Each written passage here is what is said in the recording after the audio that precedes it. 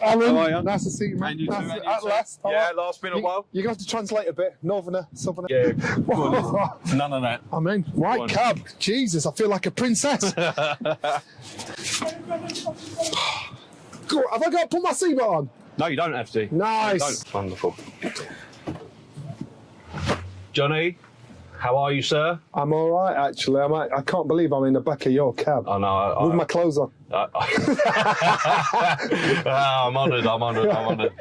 Thanks for coming down. Listen, I know you're only down for a bit of free food at Sheesh, but I appreciate it all the same.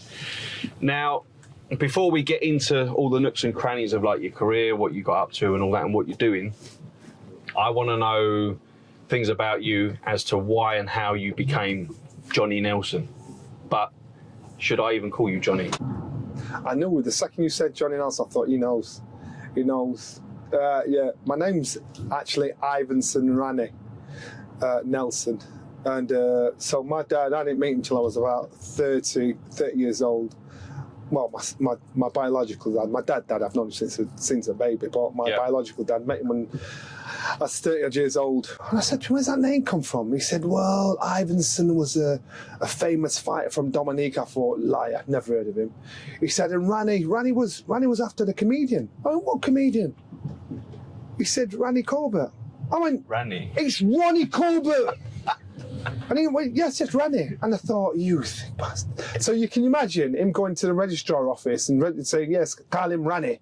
And so she's like, sorry? Yeah. Rani. Rani. Right, yeah. So he wrote down how you spell it, R-A-N-N-Y. So I'm named after Ronnie Corbett. That's the honest truth. I thought, you are joking. That's man. Brilliant. That's stupid. Did you ever meet Ronnie Corbett? Never. But I gather he's probably up to my elbow. So we're very similar looking. Put him in your pocket. Oh dear. So I mean, like your father clearly, obviously into his boxing. Yeah. Do you think that was always going to be your journey going into boxing? Like your upbringing and whatnot. How did you get into? Not really. I was like sorry. In our house, there was one girl and 6 boys in our house. Oh wow. And 4 different fathers, but we brought up like we're family. And I know people probably listen to this, they think, Jesus, that's a bit dysfunctional. We were tight. We are tight even now. And I was a crybaby. I was second to the youngest, but I was a crybaby. My sister could beat me up. So the problem was, when I was at school, she was cock of the school. Yep. So everybody knew she could beat me up because she was cock of the school. I was a proper crybaby. Probably still am a bit. And but I could cause trouble in an empty room. Easy. I was like, biggest trouble causer going, but I'd run. I could run, man. And always an athlete. Yeah. And my elder brother, he was kind of my hero. He was the guy I kind of followed everywhere. Nobody wants a snot-nosed little brother following him. Yeah. He started boxing, so I only wanted to go to the gym because he was at the gym. To be around him, just to be around him. Yeah. But the downside of going to the boxing club was actually boxing. Yeah. I didn't want to box. Getting your head punched. I was shit. I had 13 amateur fights. I won 3. I didn't mind losing. I was shit. I was in the gym from probably 14 to 17 before they'd let me fight. That's how bad I was. And but I didn't really care because my brother was there, and that was it. And that's where I made all my friends I have now. Yeah. From the box. So when he left, my mates were at the gym. Yeah. So that, as I said, the downside was having a box. So, I mean, having 13 fights and obviously clearly losing 10. If you won 3, or did you draw any of them? No, I just lost. All got disqualified. Do you? Can't say put your knees in. For like, I find like a lot of the modern day sports athletes and whatever are a little bit more sort of soft in the mindset, a little bit. Don't like being told when they're sort of like not doing a good job and they can't take it. How did you want to carry on? I mean, losing 10, it's enough for anyone to be like, oh, I can't fucking box, I don't want to do it. Why did you carry on? You know, and I think mindset, I'm 57 now, and I think mindset is everything. I think mindset is, but you've got to go through experiences to get wisdom. Yeah. And I had to learn on the job. So, and I stayed in the gym because that's where my mates were. It wasn't about boxing. I don't identify myself, you know, I'm not measured by boxing. I'm measured by the person that boxing made me. Yeah. And so when Brendan said turn pro, it was like, Brendan, he's crap. And so Brendan said, John, if you listen to me, Brendan Ingle, my former trainer friend, best man going, if you listen to me, you'll be world champion. I just thought he was a mad paddy. Yeah. And I listened to him. I just listened to everything he said, and slowly but surely I learned on it. He said, you're going to win, lose and draw. Yeah.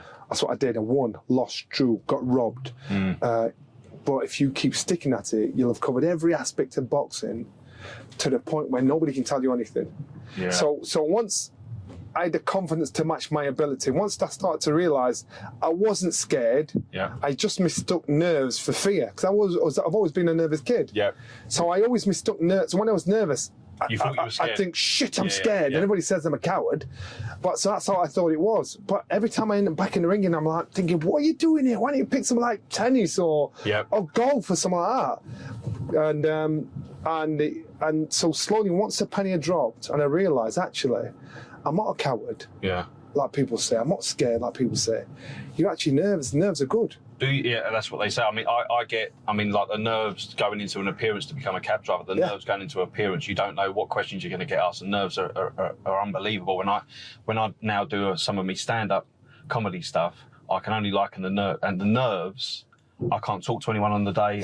Like you're in the zone. My dad calls it you're in the zone. Like I don't want to talk to my missus. I don't want to entertain my kids. And I feel really bad. When it's all done, you're then like, thank fuck for that. Like, it's all over. And then you think to yourself, what am I getting all my knickers in the twist for? When I'm good at it, I'm all right, I'm decent. I should start listening to people a bit more. Yeah, and the thing is how people deal with that.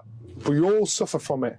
So it's how you deal with it. Some people, like Mike Tyson, you put him in that position, he wants to bite your head off. Yeah. You know, some people, it's fight or flight. Literally. Yeah. Some people, it's fight or flight.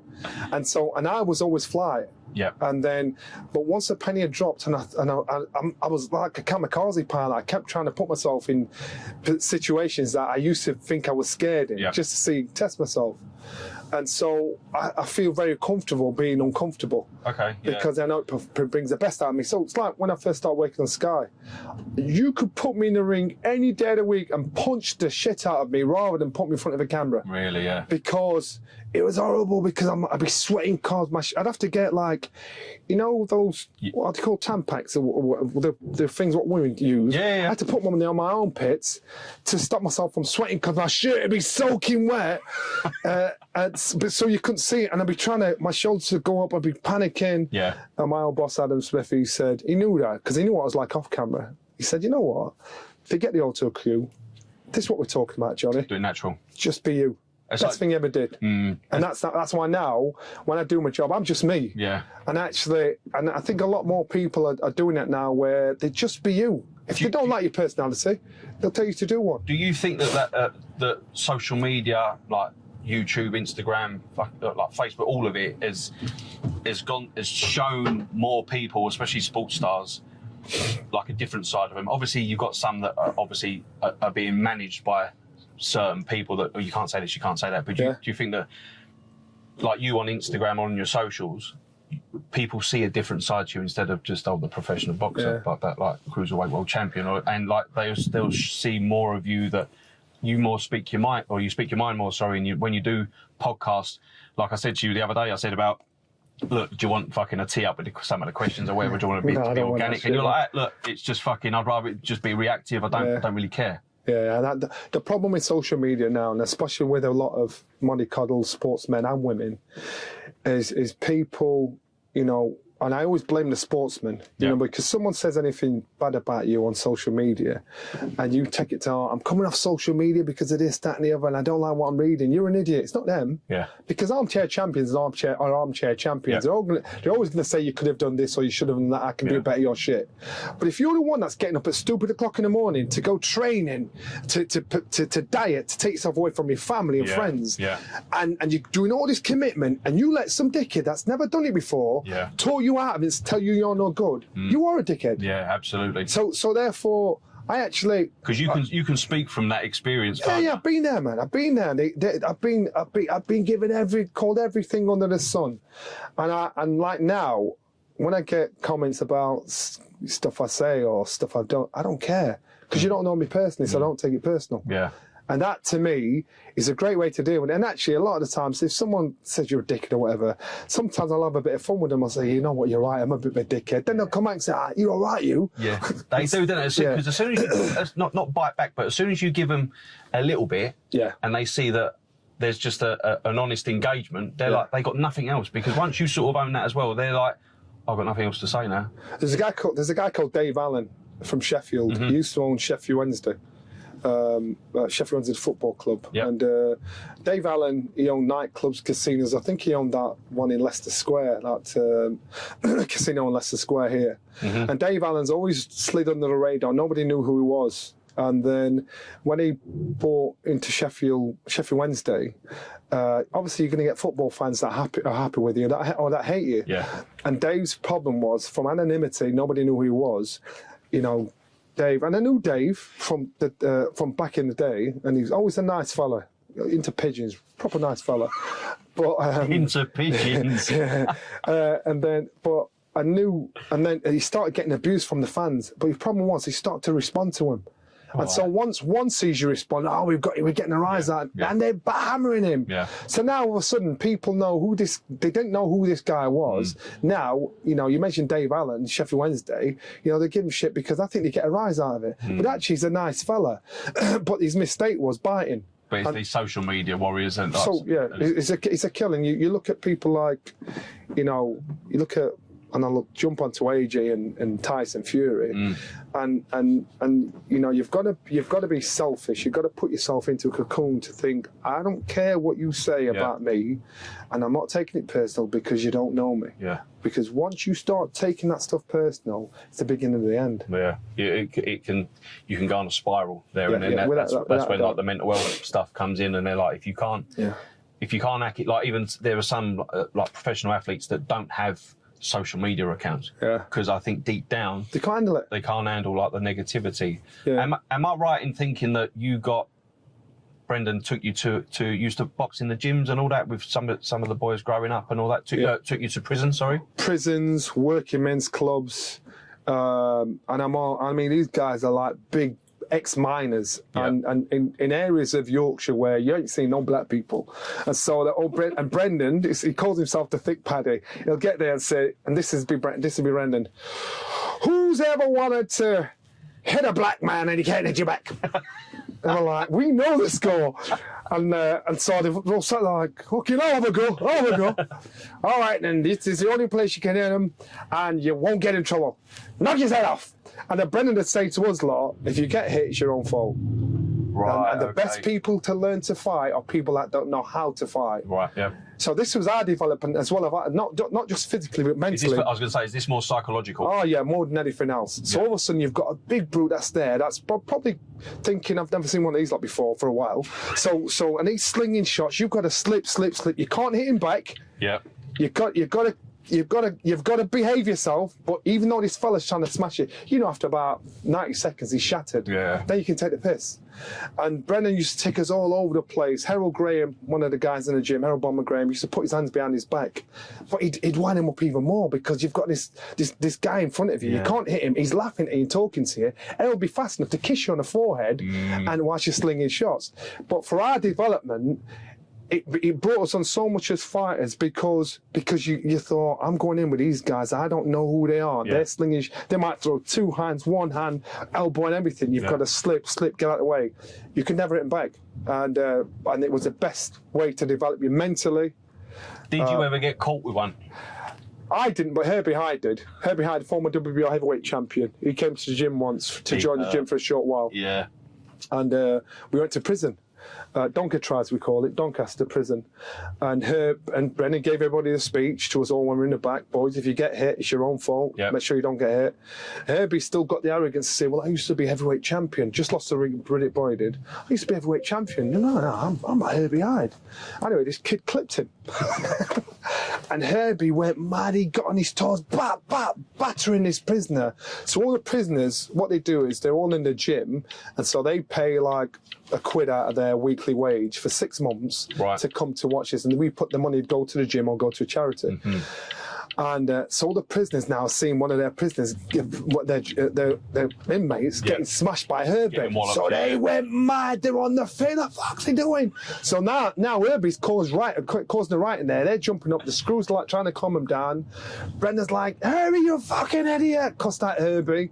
And Herbie's like, what do you hit me, Brendan? You're a fucking idiot. Fucking idiot. Then Brendan got in the middle of the ring. I kid you not. If you ever seen a man tame people, he was like a lion tamer. Yeah. He got in the ring and he started singing in the ring to the prisoners.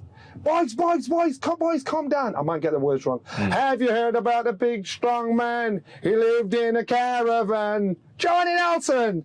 And it's an Irish song. If Irish people that are listening, they know the song. Yeah. And they'd be looking, thinking, what the fuck's he doing here? But they all sat down, looking up, started laughing. He calmed them down. Genius. This guy, they talk about multiculturalism in gyms. Our gym was multicultural 50 years ago. Yeah. We had black, white, Asian, able, disabled, male, female. We had it all in. But Brendan would encourage you in the gym. It's more like a family, though. Yeah, man. But he'd encourage you to have industrial language. And the reason why he wanted you to keep it in the gym is because he knew if somebody like me is going to a place like a mining village like Bolsover, and I get in the ring and he shout, kill the black bastard, which I've had before. Yeah. You know, I'm not going to saying, you can't say that. Why would you say that? You know, it's like you laugh, you think, nah, it don't mean shit to me, that. Yeah. And we were genius at it. And so our gym, we might have fought in the ring like a pack of you know, like a dysfunctional family. But when we came at the gym and we went to a show, we were like a pack of wolves. We were all stuck like together. You against everyone else, all of you. Brilliant. Yeah. And so and the industry, especially boxing, our gym, I think we produced 6 world champions, 9 British champions, 12 Commonwealth champions, 16 European champions, something like that. Do you think that in our little gym? Yeah. I was going to say, your gym, you're probably going to say yes because it's your gym, but would you say that yours, out of all of them throughout the years, has been the most successful? Elite of the elite. It was at one point, our gym was that, and it was that because it wasn't just about hitting the bags or hitting the pads, it was that training that as well. Yeah. And I think if I didn't box, and I know a couple of other guys, you know, if they didn't box, they'd end up in prison. Yeah. Did it, and I know I would have been dumped for something stupid. Yeah. But Brendan, he talked to you. You know, was he your, like you talk about your biological father, and not taking away the role of your father that brought you up? Yeah. Like, do you call him dad? Yeah. So he's your dad, like. Yeah. But would you say Brendan was that father figure for you? And so many. Brendan had 5 kids. Yeah. And he lived across the road from the gym. And sometimes I'd see him, and no disrespect to my dad, because he was a good guy, good man. He took on all those kids and, you know, treated us as we were his own biological kids. Yeah. But I'd see Brendan walking across to the house with like Dominic and John, or you know, there was Dominic, John, Bridget, Tara, another Brendan. And I'd think, fucking hell, I'd love him to be my dad. Can you imagine what he's telling me? Because he'd always tell you stories. Yeah. Kids today, families today, parents don't talk to the kids. They just give them an iPad at the dinner table. They don't have a conversation with them. No, that's generalising. Most don't have a conversation with them. What are you teaching them? How are you interacting with them? How are you bringing them up as adults? What are you doing? Even going for a walk and just talking about. We're in London now. There's some amazing buildings in London. Yeah. What about getting your kid in London looking up, saying, "Oh my God, look at that!" Just a little bit of history about little stupid, simple stuff. Yep. But you remember that when you get older. And I was fortunate enough to come across Brendan. He used to tell me about shit. I'm like, at the time, I'm thinking, why are you telling me this, Brent? Why are you telling me about Genghis Khan and Marcus Aurelius? What's that got to do with me? He told me a story about Floyd Patterson. Yep. He used to go to fights with a disguise in his bag because he thought he was going to lose. And so he'd want to put the disguise on and slip out the back door if he lost. Nobody ever knew that. But when he'd be telling you all these stories about these people, he'd say it's the same story, different actors. So when you're thinking, I can't do it, you know, he's special because he's on TV. He's special. He's trying to give you the human side to all these people that we idolise to make you say, there's no difference between you and him. And it wasn't until many years later the penny kind of dropped. And now, as an adult, I get what he did. I get it, and I just think we don't. That's through the ages of everyone. Like when people, like even when you're at school and your parents or your grandparents say, "Stay in school as long as you can." Yeah. Like enjoy school, and then you're thinking, "Oh, like shut up." But my education started when I finished school, and that was the best thing. School don't teach you to be good people; they teach you to remember. Brendan said, schools teach you to remember. I'm teaching you to think. I want you to learn to think on your feet. I want you to learn to use your brain, use your intelligence, use your instinct. Yeah. I'm not good at remembering stuff. I'm just not. I wasn't good at school. I had the handwriting of an 11-year-old by the time I left school. Yeah. And no disrespect to the 11-year-olds out there, by the way. The world we live in. But it was different. I can remember driving down here. I'm digressing. I remember driving down here with my daughter once, and I hate driving in London, as you could, mate. I hate it. Yeah. So I remember driving down here in London once with my daughter, and we pulled up at some traffic lights, and some guy came to clean the window. So my daughter's like, "Get away, get away!" I went, "Bailey, shut up, stop." So I had some change in the middle bit, and then gave it the guy. I said, no, you don't have to do that, man. Gave me the guy the money. So Bailey's saying, "Dad, why have you done that? You'll be spending it on drugs. He'll be this." I said, "Bailey, listen to me. That could be me." Yeah. I said, he's somebody's son, or could be someone's dad, someone's brother, sister, husband or whatever. If he's at that stage in his life, there's something drastic happened in his life. So you've got to think to yourself, if that was me, would you want someone to help me out? Yeah. She said, yeah. I said, well, think like that. And usually, if them kind of things, if I see something like that, and I'm telling my daughter, because I'm doing what Brendan did with us. She'll use that though when with her kids. Or if you see someone, you're in a shop, you buy them something to eat. Yeah. I meant to go to a do the other day, a few weeks ago, and I was late. I was like 10, 15 minutes late, as per usual. And there's this, what do you call him now? I used the wrong word because I'm old school. I said tramp. I shouldn't have said that. What's the word? Homeless guy. Yeah. And on the street. And he said, "Excuse me, sir, can you help me?" I went, "Mate, I'm in a rush." He went, "I just want a sandwich." And I thought, he's not asked for money. He got me. And I thought, damn it. I went, "Mate, I'm late. I'm in a rush." He goes, "I just want a sandwich." I'm looking at the door. I could see the door. And I could see the people in the way. I went, "Come on, quick." So he got up off the floor. I said, "Where are we going?" He said, "There's a shop around the corner." I was marching fast to the shop. He said, "I'm gluten-free." I went, "What? Fucking G. You're gluten-free?" He's freshly homeless then, isn't he? I said, "Where do you live?" He said, "Well, I live anywhere, really." "And you're gluten-free?" And I'm looking around thinking, it was a setup. You're being punked, aren't you? So I'm looking, so I'm a bit paranoid, thinking this guy set me up. I'm like, "Come on, man." He went, "Please, sir, please." His please kept getting me. So went to one shop, it was shut. Oh, bloody hell. And then we found a pizza shop, and I said, "Look, mate, I'm in a rush. Come in here." So I pull him aside, sit down there. Yeah. I think they know him around the area. I said, "Right, can I have a hot chocolate yet? Do you do pizza? You do pizza? Can I have a pizza, please?" So this young man, his name was Mark, he went, "I'm gluten-free. I'm gluten-free, but can I have meatballs instead?" And the guy behind the counter said, "Well, they're not gluten-free." He said, "Yeah, but I like meatballs." I went, "What's your name?" He went, "Mark." "Sit down and shut up." I said, must be a Mark with a C. So I said, "I'll have a large hot chocolate and a pizza. Here's the money."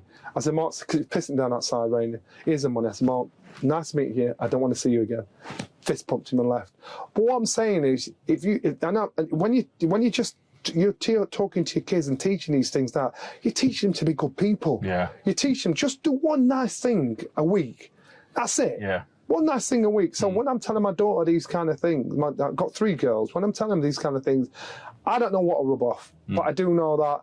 I always I always say to myself, I want someone to treat you how I treat them. Yeah. I'm not an angel. I ain't good as 2 shoes, but you just got to look at life different. Look at it that way. Did you grasp that when being more with Brendan and all that? Yeah. So you've obviously taken on a lot of what he said and you've moulded it into your own way of life and with your own family. Did you, when you was boxing, did your mindset change as the boxing journey petered on and carried on, or did you have the same mindset of, I want to get to here, or was it Brendan telling you, he said to you, "Oh, you're going to be world champion"? No, Brendan taught me taught me the person I am today is because of Brendan. Yeah. No other reason. I wasn't that kind of guy, but I was a big crybaby. Brendan, he just gave me values. Brendan, you just learned stuff without realising you were learning it. And I knew as time went on in the boxing, I knew that he said the boxing is worse is a dirty, rotten, prostituting game. At its best, it can be the sweetest sport in the world. It attracts all the gangsters and all the criminals out of the shadows. Yep. But when it's good, it's good. Yeah. He said, you just got to be smart about who you get drawn into. And I've not seen many times before when promoters talk to Brendan like shit. And Brendan said, Johnny, sometimes it's better to play the fools to catch the wise. And I just say we operate. The first time I came to London for a night out was with Brendan. So we're at the Savoy, and they have the boxing writers dinner there every year. Did you buy yourself? I'm going to get you. I'm going to get you. I'm going to drag you to our next one. Go on. So we have a table usually. But anyway, so Brendan said, I'm 16. Brendan said, Johnny, you're coming to the boxing writers dinner with me in London. I'm like, shit. It's a big deal. But he did it with us all, not just me. So it was my turn. Yeah. So he said, come make sure you're at my house. Was it like all of these fighters, like year after year, it would be like one. Naz, Ryan, Harold Graham, all of them. We all did the same thing, all walked the same path. Yeah. So what he did was he took you with him. So you saw how he operated. You saw people where you saw he knew how to talk to people, jimmy around people. So he said, Johnny, come on, we're going. So I didn't have I only had my school stuff jacket. I had my school trousers that still fit me because I was about 15, 16. I was my school trousers, they were grey, and I didn't have a proper coat, a suit. So he gave me one of his. Thinking about it now, I'm thinking I fitted in Brendan one, so I must have frigging been small. So came down to London to the Savoy. And it was unbelievable. Like chandeliers, beautiful place. I'm like, oh my God. And in fact, I was still at school because I remember saying, nobody's going to believe this when I go back to school. Like a little tourist, didn't it? Yeah, it was a Saturday or Sunday night. And I'm like, no one's going to believe this shit. And I saw Frank Bruno, I saw Michael Watson. I'm like, oh my God. All these people I've seen on TV, there. And I was like... Did you have like a little Kodak camera with you or anything like that? It's just all in the memory bank though, isn't it? I kept quiet because I kept always thinking, I've still got that problem now. I think someone's going to tap me on the shoulder and say, come on, out. Yeah. And best experience ever. But Brendan took me with him and he said, you've got to remember, this might be you one day in this position. So I want you to get used to this. So it's not a big deal to you when your turn does come. Eventually, I didn't believe Brendan I didn't believe I'd be world champion. I didn't believe I'd be ever get into Savoy again. But he was just teaching me how to be an adult, teaching me how to deal with different pressures in life. Have you took that mindset into your home life? Massively. To me, as far as I'm concerned, it doesn't matter how much money you got in the bank or haven't got in the bank. It doesn't make one person better than the other. It doesn't matter, everybody's human and everybody's got their own problems. You might get some people that are a bit shitty, some people that are really nice, some people that are just have certain characters. That's life. Yeah. But you've got to try and judge them and try and treat them how you'd want to be treated. Yeah. It doesn't mean they'll treat you that way, but if you treat them that way, you can sleep better at night. There you go. You know it. That's exactly what I was going to say. You can sleep better at night, and you feel better for yourself. Yeah, it's a good outlook. But I think I was very fortunate to meet Brendan. I think that. Do you believe in like sort of spiritual stuff? Yeah, man. Yeah. Oh my God. I used to dream a lot. And so Brendan would say, and I think now I look back on it, he probably told me not to tell people because he thought I was a nutter. So I used to dream the results of my fights. And I told the story before. When I was boxing for the world title for the first time, I was 22 years old, boy in a man's body, big skinny kid, thinking, fucking hell, someone's going to find out I'm shit here. Yeah. In fact, Barry Hearn promoted it, Eddie's dad. And it was in Sheffield at City Hall. And before the fight, I dreamt that I'd won because I had my hand up. But I looked across at my opponent and he was smiling. And there was a white guy in the crowd with an afro, which I found odd for the dream. Yeah. And he had a pinstripe suit on like a pimp, black pinstripe suit and a tie, white shirt, black tie. But he's sticking two fingers up, wanker. And I'm like, but that was my dream. So anyway, it was about 3 or 4 days before the fight. I said, Bren, I've had a dream. He went, oh, go on. I said, I won, Brent. He went, you did? You're going to win, Johnny. I went, nice. He said, but no, what he did say, he says, Johnny, you're going to learn. I said, yeah, but I won, Brent. He said, what happened? I said, they had my hand up, but he was smiling. The other guy was smiling, and there was a guy in a pinstripe suit. So Brendan said, listen to me. As long as you know you won, just keep it to yourself. Don't be telling anybody. I went, all right. No one realised what he was doing. He was gagging me. Yeah. So it came to the fight, and I boxed terrible. It was awful. It was absolute. You look at my the Leon fight, Johnny Nelson. You ever want to get asleep? Put it on. You'll be bored shitless. And I drew, but he was the WBC champion. Yep. So he kept his title. So they had both of our hands up. Yeah. And so that's why he's smiling. Yeah. I'm like, the fuck. And because the fight was so shit, this guy, I looked into... Don't tell me you see someone in the crowd. The guy in ringside, pinstripe suit, afro, stick, wanker, load of shit, I want my money back. And I'm like, oh, you're the guy of the dream. I'm thinking guy of the dream. They're thinking you shit boxer. So, but I used to dream stuff like that all the time. I am very spiritual. Yeah. And you know what, I could go down online and tell you so many different things. Do you think that, like, are you one of these people, like, you know, like deja vu?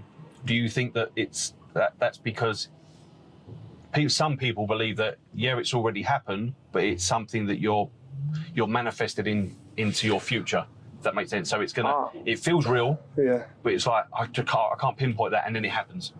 You know, you've got your senses. I think we've all been here before. I think as humans, we don't tap into all the senses that we have. We don't tap into the intelligence, the sixth sense. We don't tap into that. We don't get it. We're distracted by phones, distracted by TV, distracted by everything. But we're distracted by everything. But once you start to ground yourself, once you start to stop and listen, stop listening to the noise. Once you start to really listen and look around, you learn so much about who you are, and you hear and see so much. And I know for a fact that I've been here before. Yep. I think we're all on this earth for a reason. Yep. I think that not many people on this earth understand why they're here, understand what their purpose is. And you do eventually as you get older. Children dream. And children dream amazingly, and they are the ones closest to spirits than we as adults are, because children are young, they're innocent, they're naive, they're not distracted.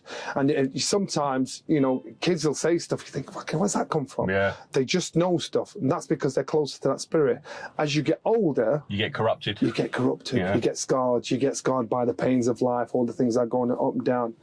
I'm a strong believer of it, and I think when my mum passed away, I thought, I went to see a spiritualist, went on the ayahuasca. Jesus Christ, that was another world, man.